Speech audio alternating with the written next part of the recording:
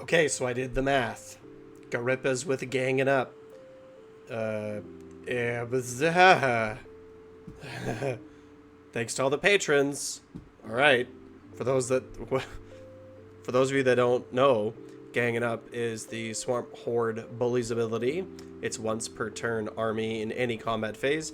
You pick a friendly Cruel Boys unit to be the target. That unit must be in combat with an enemy unit that is also in combat with another friendly Cruel Boys unit, such as a unit of monster killers, but more importantly, Scumdrek or a Breakaboss, or both.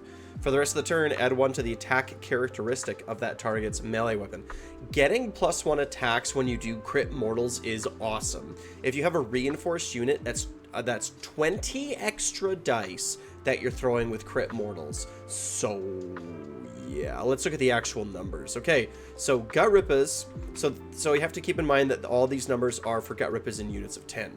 Okay, so for Gutrippaz in units of 10, they deal an average of 3.9 damage per 100 points, which is not awesome, right? This is sort of the problem that we had before, is that they weren't dealing a lot of damage if they didn't get venom encrusted weapons. Venom encrusted weapons is a little bit tricky because if you're going first, it has to be the first dirty trick that you use, which means later when you need strike last on your opponent's turn, that dirty trick roll is significantly higher.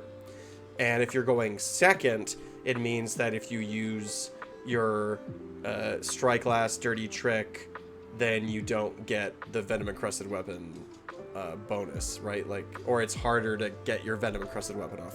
So it was harder to get off before, but now thanks to mostly the Scaregob Totem faction terrain piece, but also because of the new Scumdrek, getting venom encrusted weapons off I think is going to happen more reliably. So before, without this Ganging Up, Cruel Boys would deal 5.5 or 5.4 damage per 100 points on average with venom encrusted weapons. So this is actually like quite a bit of damage, but again, the problem was A, venom encrusted weapons was hard to get off, and B, the Gutrippaz, like, it was hard to do venom encrusted weapons and strike last, and the Gutrippaz just kind of melt, right?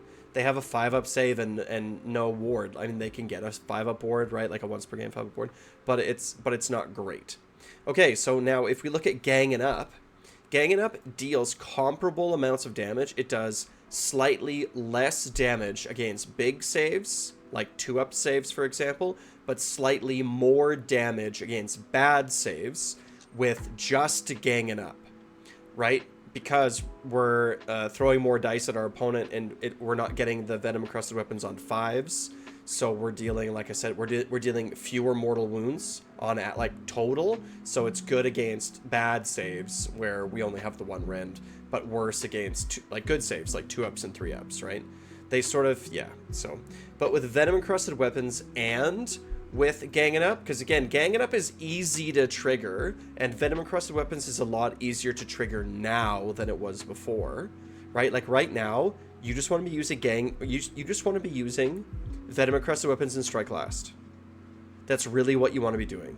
You don't, I think that people are correct when they say that, like, you want to be, the only time that you really want to be using super sneaky is when it's going to like stop your opponent from getting a tactic, or it's going to get you a battle tactic, or take an objective from your opponent.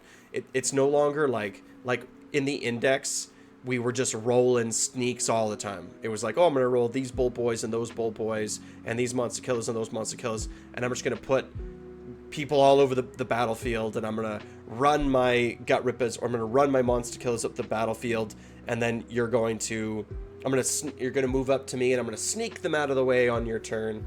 But that's not what we're doing anymore. So I think that the only time you want to be using sneak is when it's key, when it's absolutely key. And the charge, the noisy racket or whatever. Nope, that's not what it's called. Lethal surprise, the one where they lose charge +1 damage. It's better if they just strike last, right? So you're probably not going to be using that as often as the strike last one. That's really what you want to be doing. You want to be doing venom encrusted weapons once per round, and the strike last twice per round. So hopefully you're within range of your Scaregob Totem. So you're like a 1-up, 2-up, 3-up, and then Scumdrek is there to help throw a +1 every now and then, right? Like, you're going to be trying to fail you're going to be trying to fail dirty tricks that aren't important. But I don't know what that looks like. It's Scumdrek is just going to help add some consistency here. Okay, so, but with both Ganging Up and Venom Crusted weapons, we're breaking through the 8 damage per 100 points on the Gutrippaz, which is nuts. It's 12 damage against a 4-up save, and this is just for 10 Gutrippaz. If we wanted to have 20 Gutrippaz fully buffed up, we're dealing over 20 damage, with a large percentage of that damage being mortal wounds against anything that we come into combat with. We are dealing an average of 21.5 damage against a 2-up save with just the Gutrippaz. 21.5 damage against Ardboys with all-out defense. That's nuts. It's nuts. It's a full 10 Ardboys that we're lifting off the table. And if we give those Ardboys strike last, and we're also throwing a Breakaboss at them, or we're also throwing a Scumdrek at them, we're going to be dealing north of 30 damage to 2-up save. 30 damage to 2-up save strike last Ardboys. We are lifting so many of those Ardboys off the table that the following rounds, it's not going to matter. Right? We're going to lose some of those Gutrippaz because of how poor our saves are and everything, but, you know, -1 to hit, right? And, like, maybe an all-out defense or whatever, or maybe we just have a second reinforced brick of Gutrippaz behind us to do it all over again.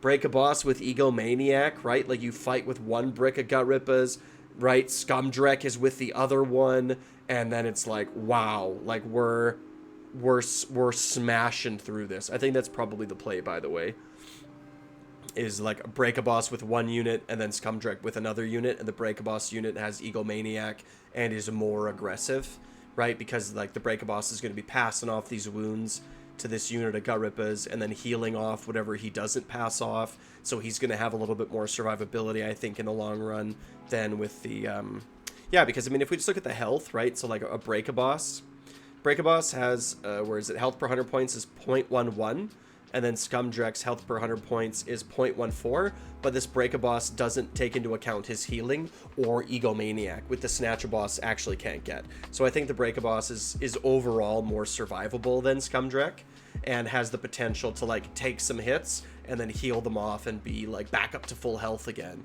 later in the game, right? So, yeah, like 30, and then if the Break-A-Boss is, like, it's just so much damage. Like, it's just so much damage. I think we're back, man. I think we're back. The only question is going to be, like, now people are like, they like to throw lists out and talk about lists, but I'm not quite there yet because we're missing a whole bunch of context from the rest of this, this season, right? Like, things are going to change a lot, but I have confidence that Cruel Boys are going to be back in the game. We're back in the game. Let's go, lads. Like, subscribe. Wah.